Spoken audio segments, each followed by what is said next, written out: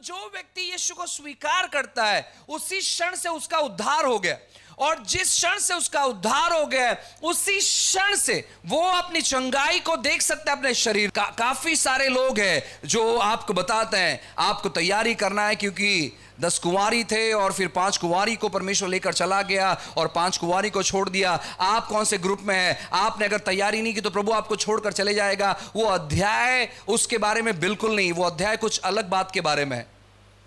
जो 5 कुंवारी को परमेश्वर लेकर गया वो भी लोग सो रहे थे, जिनके मशालों में तेल नहीं था वो भी लोग सो रहे थे, और जिनके मशालों में तेल था वो भी लोग सो रहे थे। इसलिए मैं लोगों को उत्साहित करता हूं अंगीकार करने के बारे में।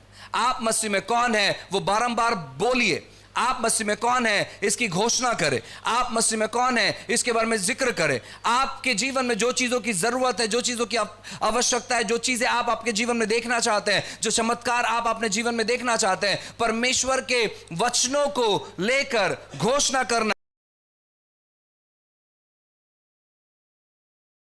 इफिसियों की किताब अध्याय 6 और वचन 13 से मैं आपके लिए पढ़ता हूं, आप ध्यानपूर्वक सुने। ऐसा लिखा है, इसलिए परमेश्वर के सारे हथियार बांध ले कि तुम बुरे दिनों में सामना कर सको और सब कुछ पूरा कर कर स्थिर रह सको। इसीलिए सत्य से अपनी कमर कसकर और धार्मिकता की झिलम पहनकर और पांव में मेल के सुसमाचार के तैयार के जूते पहनकर और इन सब के साथ विश्वास की ढाल लेकर स्थिर रह सको, जिससे तुम दुष्ट के सब जलते हुए तीरों को बुझा सको, और उद्धार का टोप और आत्मा की तलवार जो परमेश्वर का वचन है ले लो। हर समय और हर प्रकार से आत्मा में प्रार्थना और विनती करते रहो, और इसीलिए जागते रहो कि सब पवित्र लोगों के लिए लगातार विनती किया करो। हालेलुया। बाइबल यहां पर बात करता है सबसे पहले अपनी कमर कसकर, दूसरा धार्मिकता की झिलम पहनकर, तीसरा पांव में मेल के सुसमाचार के तैयार के जूते पहनकर। इन तीनों चीजों के ऊपर हमने एक एक कर कुछ हफ्तों में हमने फोकस किया है। आज हम ध्यान देंगे, बाइबल कहता है वचन 16 में, और इन सब के साथ विश्वास की ढाल लेकर। मुझे लगता है कि शायद हमने ये भी लास्ट टाइम हमने कवर किया। आज हम फोकस करेंगे उद्धार का टोप। कहो उद्धार का टोप।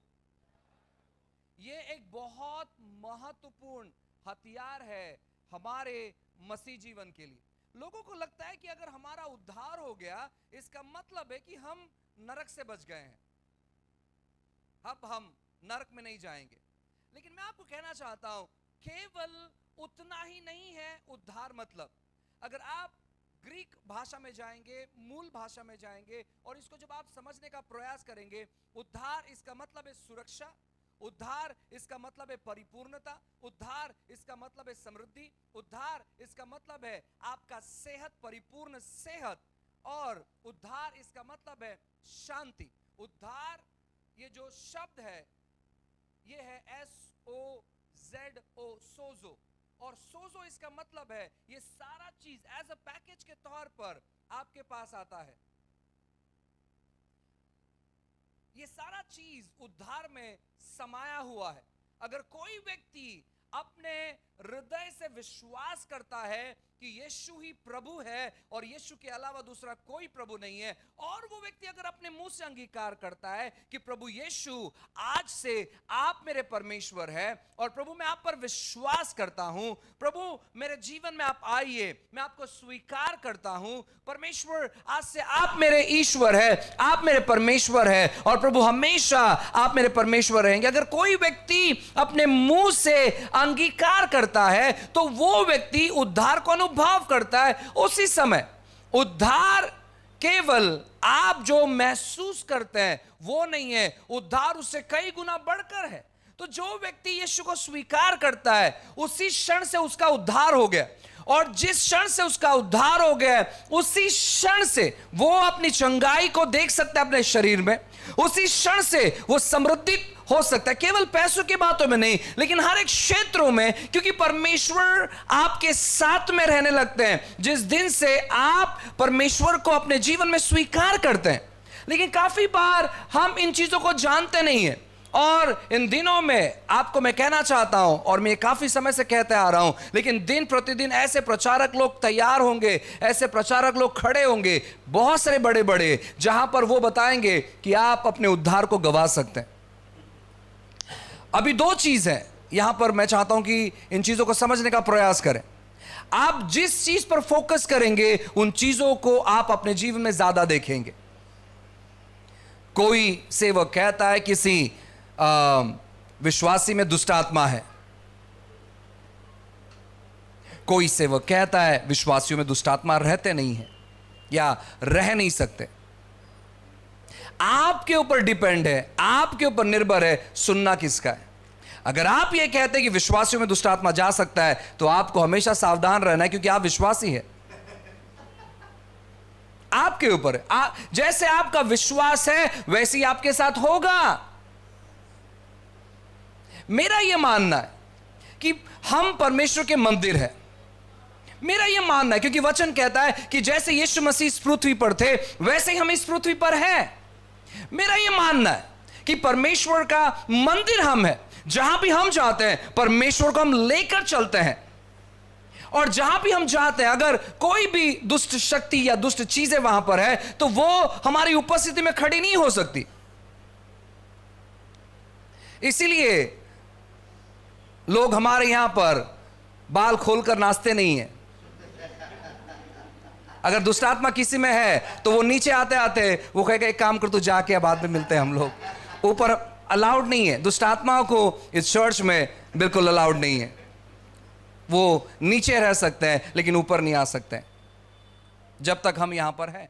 अगर हम ये जगह खाली कर दें फिर हमें कुछ लेना देना, लेकिन जब तक हम यहां पर हैं उनको अलाउड नहीं है यहां पर आने के लिए।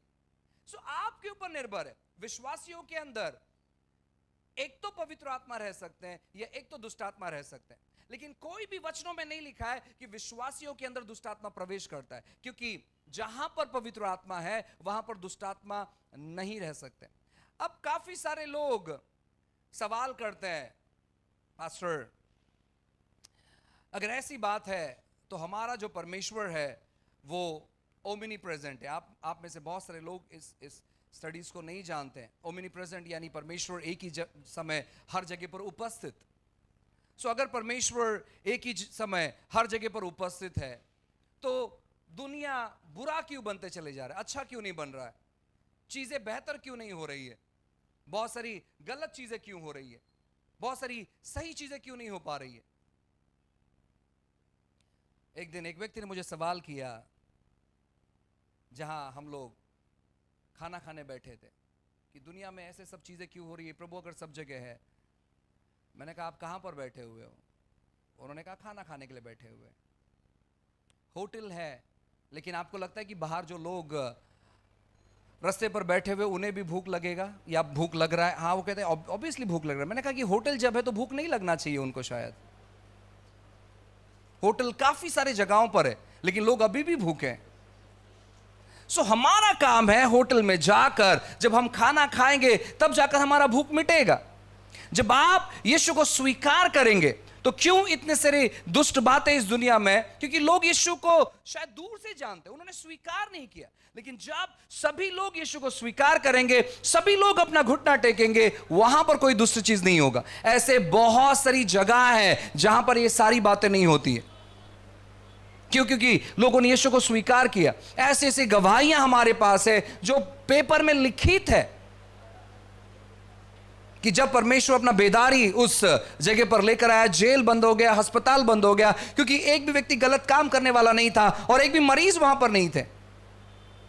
सो जब हम इस उद्धार को अपने जीवन में ग्रहण करते हैं, स्वीकार करते हैं परमेश्वर को, परमेश्वर केवल आपको नरक से नहीं बचाता है लेकिन इस पृथ्वी के ऊपर किस प्रकार आप सुरक्षित जीवन जी सकते हैं उसकी भी जिम्मेदारी वो लेता है।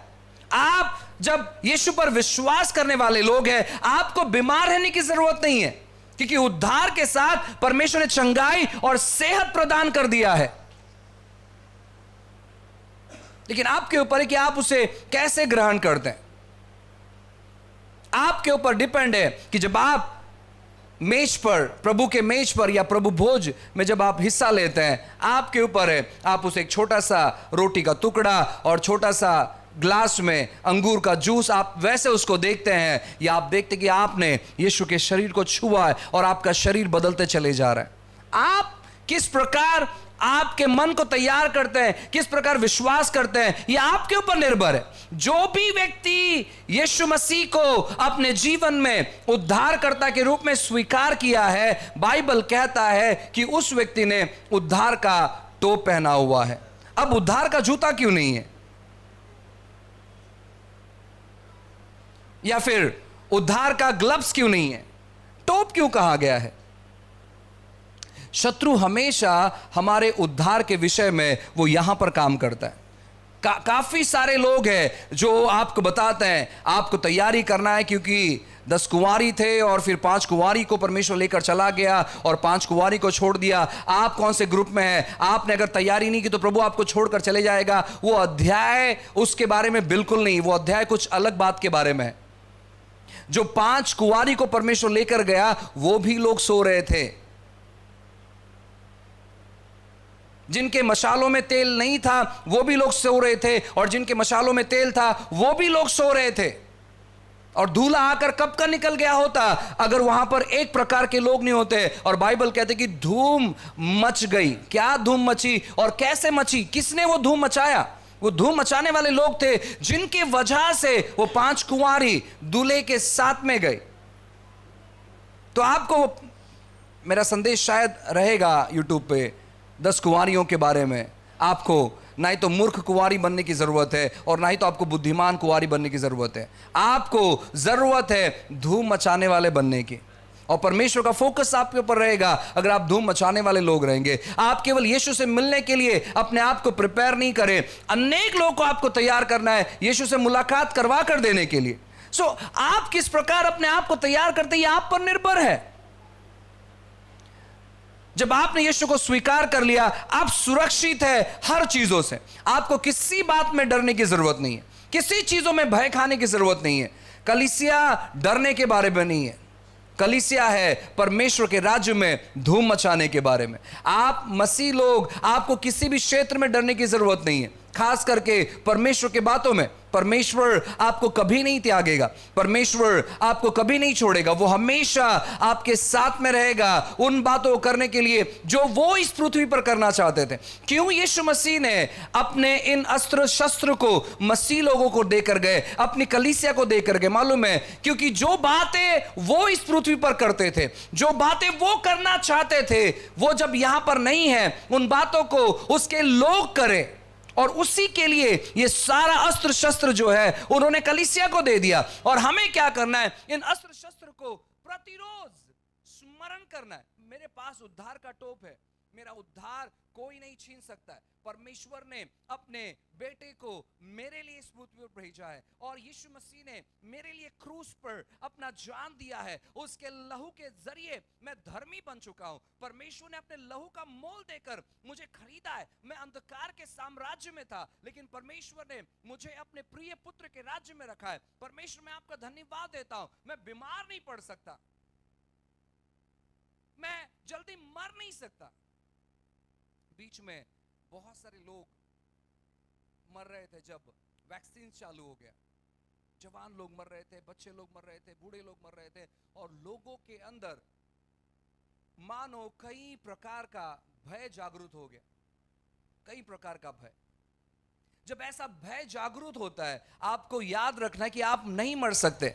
परमेश्वर ने आपको मरने के लिए नहीं बनाया, परमेश्वर ने आपको उसका जीवन इस पृथ्वी पर जीने के लिए बनाया।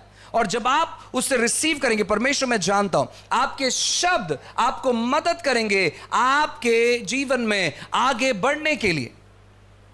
तो जब आपको उद्धार की आपकी खातरी हो जाती है, आप कहते हैं कि परमेश्वर आपने मेरा उद्धार करवाया। उद्धार मतलब है समृद्धि, उद्धार मतलब है सुरक्षा, उद्धार मतलब है चंगाई, उद्धार मतलब है सेहत, उद्धार मतलब है परिपूर्णता। उद्धार केवल आपको स्वर्ग में नहीं लेकर जाता, उद्धार इस पृथ्वी पर आपको सबसे सुरक्षित जीवन जीने के लिए मदद और सहायता करता है। और यह बहुत बड़ी बात है। इस पृथ्वी पर अगर सबसे बड़ी कोई चीज है वो है सैल्वेशन, उद्धार। और परमेश्वर कहता है कि उद्धार का टोप हमेशा इस टोप को पहने हुए रहे। स्टोव को पहने हुए रहे। जब शत्रु आपके मन में तीर चलाता है और अगर वो सफल हो गया ये स्थापित करने के लिए आपके हृदय में कि आप आपके उद्धार को गवा सकते हैं, तो वो आपके जीवन में दूसरे गढ़ों को स्थापित करना चालू कर देगा।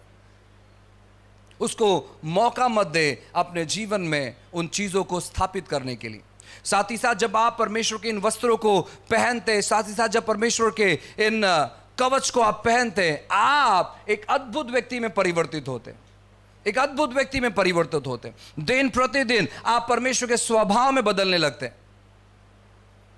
आप कभी कोशिश करिए, अपने घर पर जाकर पुट्ठा लीजिए।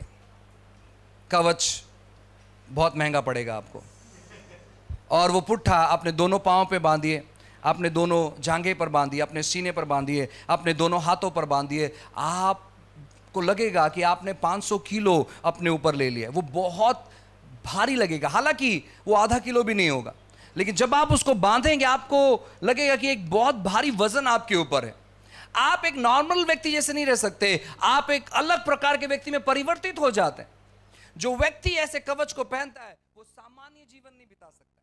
जो व्यक्ति ऐसे कवच को पहनता है वो व्यक्ति दुनिया के व्यक्ति के जैसे नहीं रहता है। वो व्यक्ति अपने हर एक चीजों में बदलाव देखता है, अपने चाल चलन में बदलाव देखता है। एक व्यक्ति जो नॉर्मल, जैसे हमने शर्ट पैंट पहना है, आप में से कुछ लोगों ने साड़ी और आपका ड्रेस पहना हुआ है और आप एकदम कंफर्टेबल है, आप आरामदायक है बैठने के लिए, उठने के लिए। लेकिन अगर आप एक योद्धा का कपड़ा पहनेंगे वो उतना कंफर्टेबल नहीं होगा, लेकिन वो बहुत अद्भुत होगा। अगर आप किसी भी सैनिक के कपड़े को देखेंगे, बहुत सारे म्यूजियम यहाँ हुआ अवेलेबल है, आप जाकर जब किसी भी योद्धा के कवच और कपड़े को देखेंगे आप बहुत सराहना करेंगे, क्योंकि वो बहुत अद्भुत होते हैं। उनके सीने पर लगभग 6 पैक 8 पैक्स रहते हैं और एक मजबूत तलवार रहता है। उनका जूता बहुत मजबूत होता है, एक बहुत सुंदर दिखाई देता है। उनका जो टोप है बहुत सुंदर दिखाई देता है। और शत्रु ऐसे चीजों को देखकर उनके जीवन में गलत बातों को नहीं लेकर आ सकता। अगर आपका जीवन गलत बातों से भरा हुआ है, झूठ से भरा हुआ है, गलत चीजों से भरा हुआ है, गलत विचार धारणाओं से भरा हुआ है, इसका मतलब है कि आप परमेश्वर के हथियारों का इस्तेमाल नहीं कर रहे। जो व्यक्ति परमेश्वर के हथियारों का इस्तेमाल करता है वो परमेश्वर के स्वभाव में बदलते चले जाता है। और जो व्यक्ति परमेश्वर के हथियारों का इस्तेमाल नहीं करता है वो दिखाने की कोशिश करेगा कि वो बहुत अच्छा है, लेकिन अंदरूनी तौर पर वो पूरी तौर पर अपने आप को वो खोखला बना रहा है। और एक दिन ऐसे आएगा जहां पर शत्रु अपने पूरे गढ़ को आपके जीवन में स्थापित करेगा। तो उसके गढ़ को स्थापित करने से पहले आप परमेश्वर के गढ़ को अपने जीवन में स्थापित करो। इन हथियारों को आपको धारण करना है, क्योंकि दिन बहुत बुरे हैं। आपको किसी प्रकार का युद्ध करने की जरूरत नहीं है, आपने युद्ध जीत लिया है। आपको बस स्थिर खड़े रहना है और शत्रु अपने आप आपको देखकर भाग जाएगा। यह 5वां हिस्सा था परमेश्वर के हथियार का। परमेश्वर के जो हथियार है वो 5+2 है। मेरे साथ कहे 5+2। ये हथियार सीधे 7 नहीं है। ये 5 जो हथियारों के बारे में हमने बात किया, ये आपको सुरक्षा देने के लिए है। ये शत्रु पर हमला नहीं कर सकता है। ये बातें आपको प्रोटेक्ट करता है, ये बातें आपको संभालता है। जूता आपके पांव को संभालता है, टोप आपके सर को संभालता है, झिलम आपके सीने को संभालता है, ढाल जो भी चीजें शत्रु की ओर से आती है उन चीजों को रोकता है और आपको प्रोटेक्ट करता है। लेकिन 6वां जो हथियार है वो है इस्तेमाल करने के लिए। वो आपको सुरक्षित नहीं रखता है, लेकिन वो वार करने के लिए है, वो हमला करने के लिए। और हम काफी बार उन चीजों का इस्तेमाल नहीं करते। आइए वचन को पढ़ते हैं। बाइबल कहता है इफिसियों अध्याय 6 और वचन 17, ऐसे लिखा है, दूसरा भाग, और आत्मा की तलवार जो परमेश्वर का वचन है। कहो आत्मा की तलवार। अब ये एक बहुत बहुत इंपॉर्टेंट वचन है जहां पर शत्रु हारता है। शत्रु को लगता है कि वो विजय है, हालांकि वो हारा हुआ है, लेकिन वो सोचता है ऐसे। कभी कभार शत्रु विश्वासियों से बेहतर सोचता है, शत्रु विश्वासियों से अच्छा सोचता है, कभी कभार शत्रु विश्वासियों से अच्छा दिमाग रखता है कभी कभार। सो उसे लगता है कि वो जीता हुआ व्यक्ति है, और आप मसीह के जरिए आपने युद्ध जीत लिया है। सो आप कैसे इन वचनों का इस्तेमाल करें, कैसे आप इस तलवार का इस्तेमाल करेंगे? आप तलवार का इस्तेमाल कर सकते हैं अपने जबान से बोलते हुए।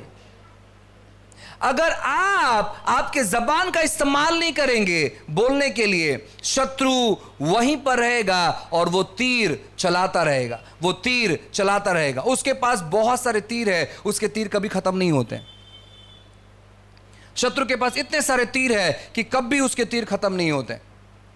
वो बारंबार आप पर वो तीर फेंकते रहता है। लेकिन जब आप परमेश्वर के वचनों का इस्तेमाल करेंगे, इस हथियार का इस्तेमाल करेंगे जो तलवार कहा जाता है, तो शत्रु क्या करता है मालूम है क्या? शत्रु अपना हार अपने जीवन में देखने लगता है। इसलिए मैं लोगों को उत्साहित करता हूं अंगीकार करने के बारे में।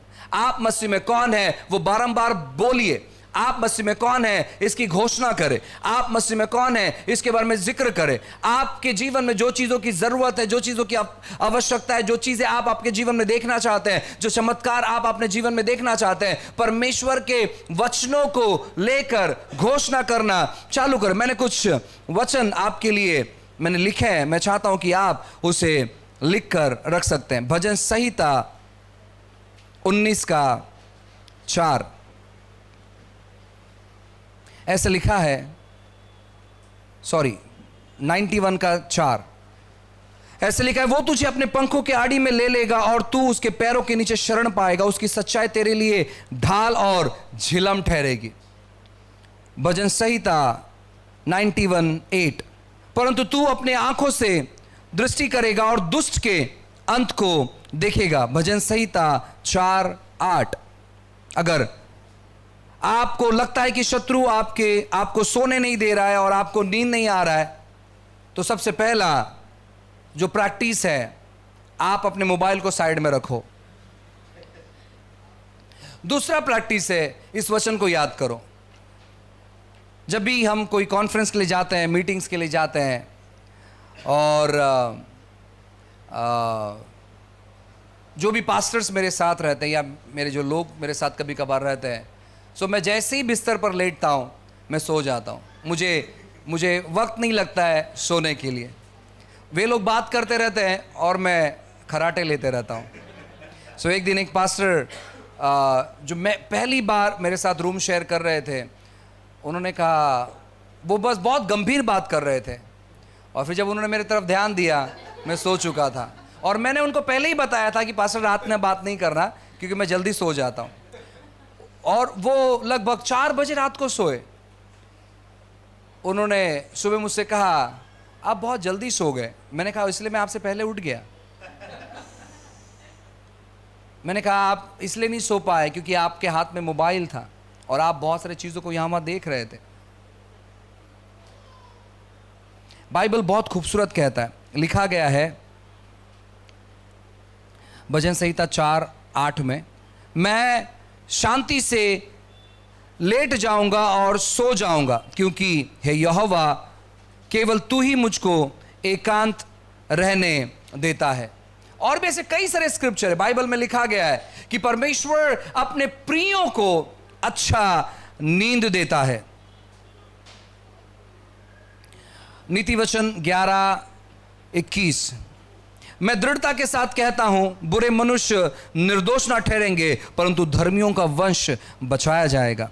भजन संहिता 91:16 मैं उसको दीर्घायु से तृप्त करूंगा और अपने किए हुए उद्धार का दर्शन दिखाऊंगा। विश्वासी लोग, अगर आपको मृत्यु का भय सताता है, जहां पर आपको लगता है कि पता नहीं कुछ तो होने पर है, मेरे साथ कुछ तो गलत होगा, शायद मैं घर पर वापस नहीं लौटूंगा, या ऐसे कोई भी बात, क्योंकि जैसे जैसे हमारा उम्र बढ़ते चले जाता है हमें बहुत सारे डर का आभास होता है, हमें डर लगने लगता है। अगर आपको ऐसा लगता है, आपने देखा कि आपका पहला सफ़ेद बाल पक चुका है और आप कहते हैं मैं तो अब शायद मृत्यु के निकट पहुंच चुका हूं, आपको इन वचनों का ऐलान करना है, इन वचनों को डिक्लेयर करना है। मेरा सबसे जो फेवरेट वचन है भजन संहिता 118 इसका 17, मैं हमेशा इन वचनों को डिक्लेयर करता हूं।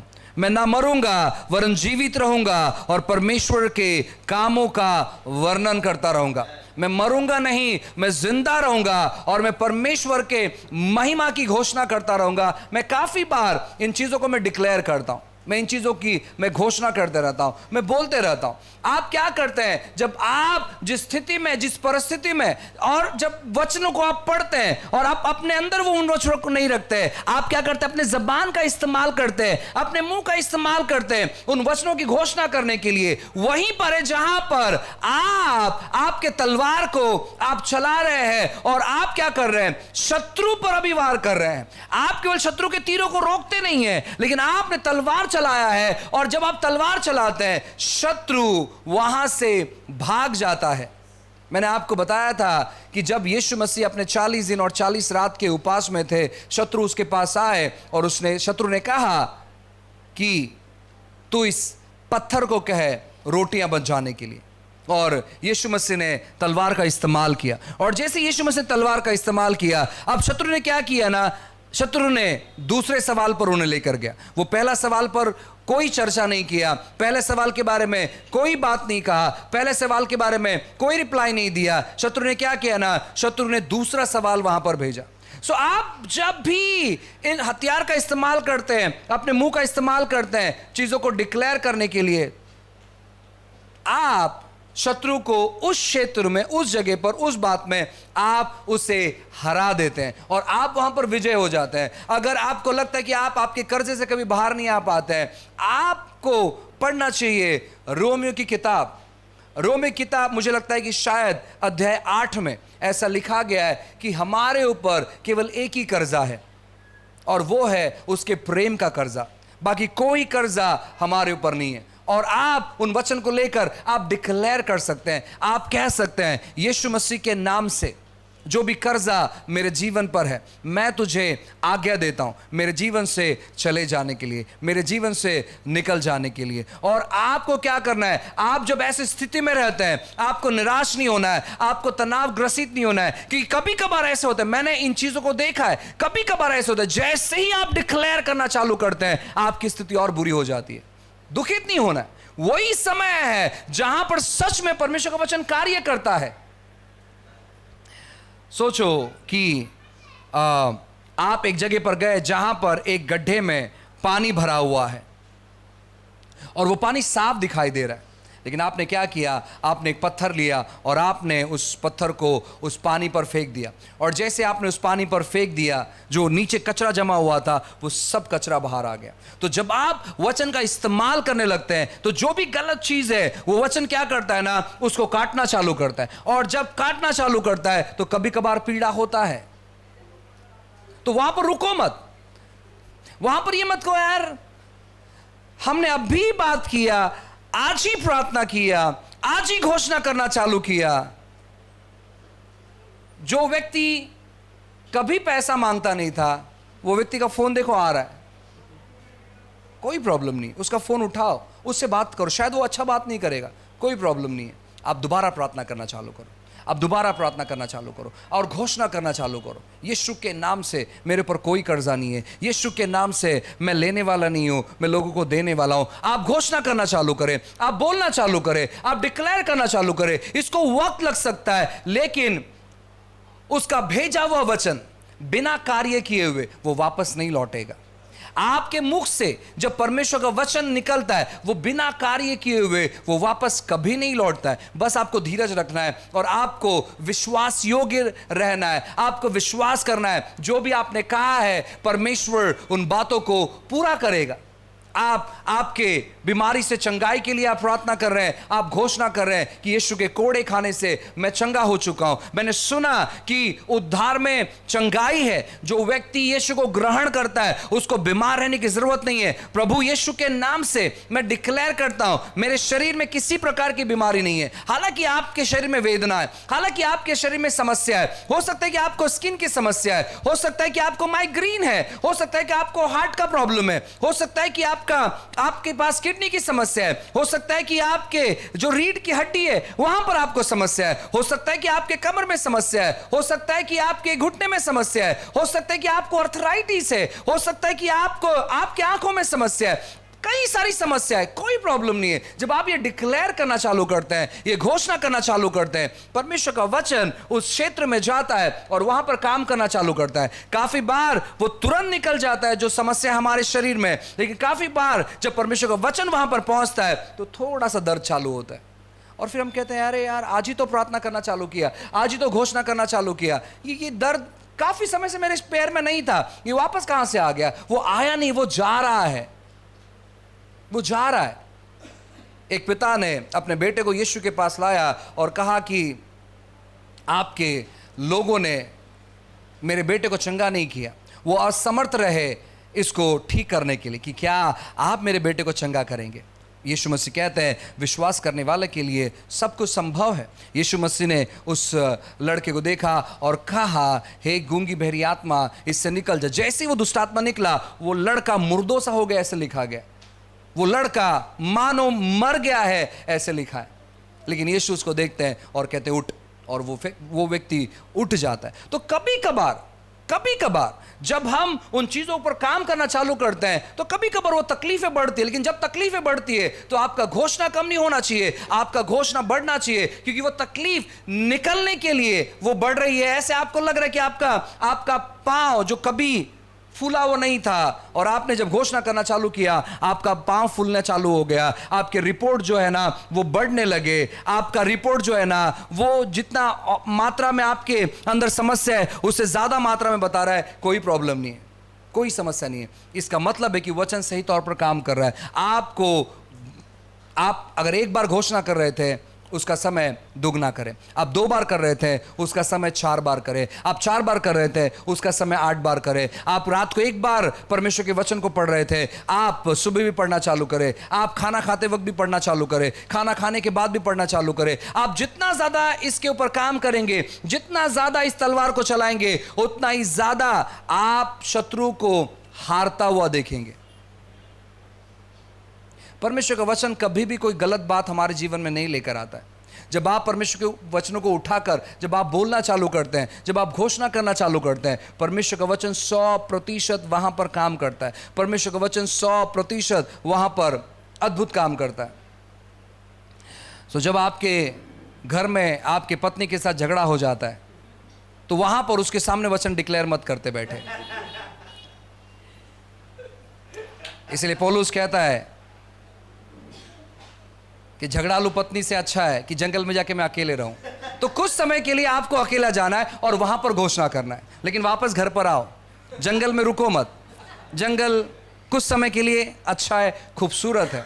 देखो जब आप दिन के समय जंगल में जाते हो, जंगल बहुत खूबसूरत दिखाई देता है, लेकिन रात वहां पर बहुत भयंकर होता है। आपको मालूम नहीं कौन सा चीज कहां पर से आएगा, इसलिए वो सब खतरनाक चीज से बेहतर है कि आप अपने घर पर रहें। एक खतरनाक चीज का आप सामना कर सकते हैं, लेकिन सब खतरनाक चीज का आप सामना नहीं कर सकते। सो आपको क्या करना है? आपको वचन रिलीज करते रहना है, आपको वचन अपने जीवन में कहते रहना है, क्योंकि वो तलवार है और परमेश्वर का वचन बाइबल कहता है वो दूधारी हथियार से भी चौकदार है। बहुत सारे लोग कहते हैं कि परमेश्वर का वचन जो है ना दूधारी तलवार है। वो दूधारी तलवार नहीं है। वचन में कहीं नहीं लिखा है कि परमेश्वर का वचन दूधारी तलवार है। वचन में लिखा है कि वो दूधारी हथियार से भी तेज है, वो उससे भी चौकदार है, दूधारी हथियार से भी ज्यादा चौकदार है। दूधारी हथियार क्या मालूम है? यहां से भी कटेगा और यहां से भी कटेगा। उससे भी ज्यादा चौकदार क्या मालूम है? लेजर कहीं भी अगर टच होता है तो वो फाड़ के रख देता है। परमेश्वर का वचन उससे भी ज्यादा तेज है, और जो वचन को डिक्लेयर करना सीख गया है वो जीवन जीना सीख गया है। अगर आप परमेश्वर के वचन का घोषणा करने सीख गए हो, आप कोई भी स्थिति में आप अपना जीवन बेहतर तौर पर बिता सकते हैं। आपको बेहतर जीवन बिताने के लिए अमेरिका में जाने की ज़रूरत नहीं है। आपको बेहतर जीवन बिताने के लिए दुबई में जाने की ज़रूरत नहीं है, क्योंकि वहाँ के लोग यहाँ पर आकर जीवन बिताना चाहते हैं। आपको मालूम है, इन दिनों में मैं बहुत सारे लोगों के साथ जब डिस्कस करता हूँ, बात करता हूँ, बहुत सारे लोगों को यहाँ पर जीवन बिताना है। वो कहते हैं हमारा देश सही नहीं, लेकिन हम लोगों को लगता है कि वहाँ पर सच में बहुत अच्छा जीवन है, लेकिन ऐसा बिल्कुल भी नहीं है। सबसे बेहतर, मैं और मेरी पत्नी हम लोग बात कर रहे थे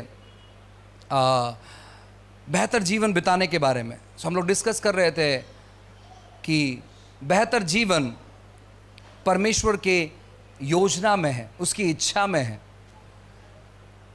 जब आप प्रभु की इच्छा को डिक्लेयर करते हैं अपने जीवन में, आप बेहतर जीवन बिता पाएंगे। सो हमेशा परमेश्वर के वचनों का घोषणा करना सीखो, घोषणा करना जानो।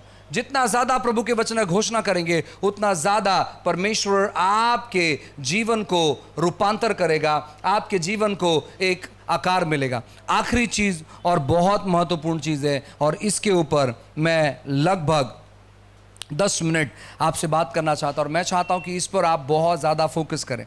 बाइबल कहता है इफिसुस की किताब अध्याय 6 और वचन 18, लिखा है, हर समय और हर प्रकार से आत्मा में प्रार्थना और विनती करते रहो, और इसलिए जागते रहो कि सब पवित्र लोगों के लिए लगातार विनती किया करो। हालेलुया। अपने पड़ोस वाले से कहे, हर समय और हर प्रकार। प्रार्थना करने के लिए कोई उचित और योग्य समय नहीं है। प्रेज गॉड, प्रभु की स्तुति हो अगर आप सिस्टमैटिक प्रेयर करते हैं। ये बहुत कम लोग करते हैं, लेकिन अगर आप उसमें से एक है, प्रभु की स्तुति हो कि आप एक टाइम सेट करते हैं और आप कहते हैं कि परमेश्वर, ये समय किसी को मैं नहीं दूंगा, ये समय केवल आपका और मेरा है। प्रेज गॉड, अगर आप ऐसे करते तो प्रभु की स्तुति हो। लेकिन साथ ही साथ मैं आपको बताना चाहता हूं, बाइबल कहता है हर समय और हर प्रकार से। हर समय आप पति पत्नी बहुत आनंदित है, प्रार्थना करें। आप पति पत्नी आज आपने लड़ाई किया है, प्रार्थना करें। जब आप खुश हैं, आप गले मिल के प्रार्थना करें, और जब आप खुश नहीं हैं, एक दूसरे को पीठ दिखाकर प्रार्थना करें, कोई प्रॉब्लम नहीं। लेकिन आपको प्रार्थना करना है। देखो, कभी कभार जब तक हम इस पृथ्वी पर है, तब तक ये सब चीज चलता रहेगा। ये सब चीज, नाराजगी और रूठना और शब्दवाद, ये सब चलता रहेगा। कोई प्रॉब्लम नहीं है इसमें, कोई गलत बात नहीं है। कहीं ऐसा नहीं लिखा है कि ये सब चीज नहीं हो, कहीं नहीं, कोई भी जगह पर ऐसा नहीं लिखा। ये सब चीज होता रहेगा। इसमें हम शायद जल्दी बदलाव और परिवर्तन नहीं ला सकते। मैं नकारात्मक तौर पर नहीं कह रहा हूं, मैं फैक्ट कह रहा हूं जो सच्चाई है। अब कुछ लोग मुझे कहते नहीं पास्टर देखो, आप हमेशा पॉजिटिव बोलना चाहिए, झगड़ा होगा ही नहीं। आप बोलकर आपने किया क्या फिर? आपका ये सोच है, लेकिन आप कर रहे क्या है? सो ऐसा बिल्कुल नहीं है। आपको क्या करना है, जो भी स्थिति है, आपको हर स्थिति में आपको प्रार्थना करना है, क्योंकि प्रार्थना एक ऐसी चीज है जो चीजों को बदल के रख सकता है। प्रार्थना एक ऐसा चीज है जहां पर आप परमेश्वर को मदद मांगते हैं। प्रार्थना एक ऐसी चीज है जहां पर आप कहते हैं कि परमेश्वर, मुझे सच में आपकी जरूरत है। प्रार्थना अपने आप में एक बहुत बड़ा चमत्कार है। तो जब आप प्रार्थना करना चालू करते हैं, तो आप चमत्कार में प्रवेश करने लगते हैं। आप सेहतमंद है, आप प्रार्थना करें। आप बीमार है, आप प्रार्थना करें। आप सुबह उठे, आप प्रार्थना करें। आप रात में सो रहे हैं, सोने से पहले आप प्रार्थना करें। आप नाश्ता कर रहे हैं, आप प्रार्थना करें। आप खाना खा रहे हैं, आप प्रार्थना करें। किससे मिलने जाना है, प्रार्थना करें। किससे मिलकर आए, प्रार्थना करें। आपको क्या करना है? बाइबल कहता है आपको हर समय, हर घड़ी आपको प्रार्थना करना है। आपको शादी करना है, बहुत ज्यादा प्रार्थना करें।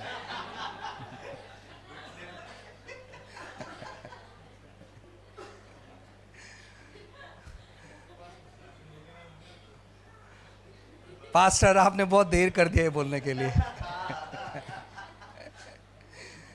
देखो, मैं दोनों के लिए बोल रहा हूं, मैं केवल लड़कों की तरफ से नहीं बोल रहा हूं। आप आप ऐसे बिल्कुल मत सोचे, नहीं पास्टर आप हमेशा हम लड़कों की तरफ से बोलते हैं। नहीं नहीं, मैं दोनों की तरफ से बोल रहा हूं, आपके ऊपर है कि आप कैसे उसको सोच रहे हैं। जब भी आप आपके जीवन में कोई इंपॉर्टेंट डिसीजंस लेते हैं, आप बहुत महत्वपूर्ण डिसीजन ले रहे हैं, हमेशा उन चीज़ों को प्रार्थना में रखिए। प्रभु से कहे कि परमेश्वर मुझे मदद कर, मुझे सहायता कर, मैं क्या करूं।